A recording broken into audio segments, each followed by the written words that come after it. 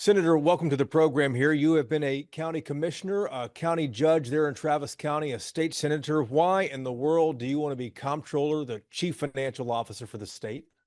The Comptroller's office is the least known and most powerful statewide office. It's completely independent. It is a constitutional office charged with following both the law and following the money. And it's a great place to make sure that the state of Texas is actually investing in Texans, and a great place to start taking Texas back for Texans. Top two priorities, if elected, what are they? The top two priorities, first and foremost, is to make sure that we have a bipartisan executive so that we're truly representing all of Texans. And what that would mean is an independent comptroller who is able to vigorously and honestly audit the voucher system and report who's benefiting most, least, and not at all, to also vigorously analyze and calculate how much federal dollars we're leaving up in Washington, D.C. by not expanding Medicaid, not taking summer nutritional assistance, not taking indigent court representation money.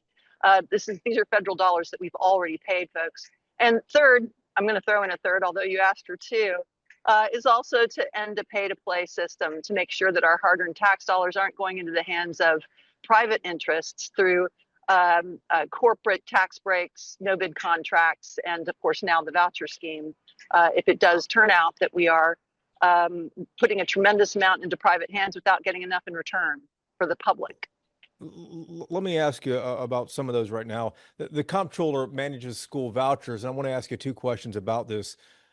Could you run the program even if you disagree with it? And secondly, what could public school supporters expect from you in this position? Well, as I said before, the comptroller's office is about both following the law and following the money. The comptroller does not change the law and doesn't write the law, but it does implement the law and then report out faithfully how it's operating and who it's benefiting. The people of Texas deserve to know whether their government is working for them, and if it's not, who it's working for. More than 160,000 applications received for school vouchers. I know you've seen those headlines from the comptroller's office right now. That's more than the legislature anticipated. Do you think Democrats have underestimated the interest in this from Texans? I don't believe that Democrats underestimated. I think that the legislature underestimated that many families who already have their children in private schools would be looking for it as a way to offset a cost that they're already able to bear. And that it's going to actually do more damage to our public school system than we thought. And that's what really needs to be audited and tracked by an independent comptroller, not from a political position, but from not from a political goal, but from a public policy goal. These are public dollars, and we need to make sure that it goes into public services available to all.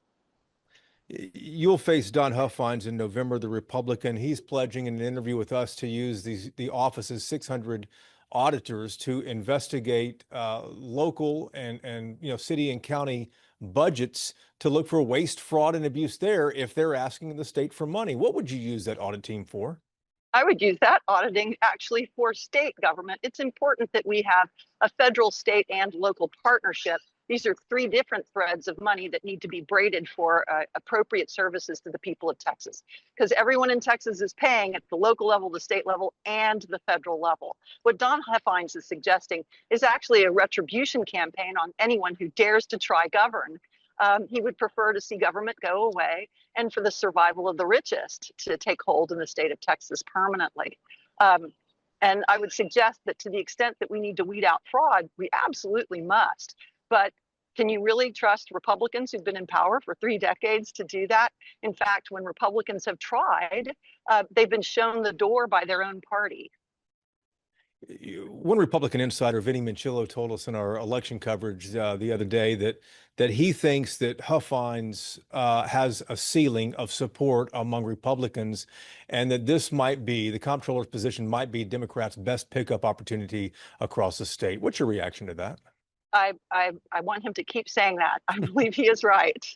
Huffines already defeated the candidate that Governor Abbott wanted, the acting comptroller, Kelly Hancock. Huffines is going to have a tremendous amount of money to throw at this. He has the energy from the MAGA base. How do you intend to overcome that?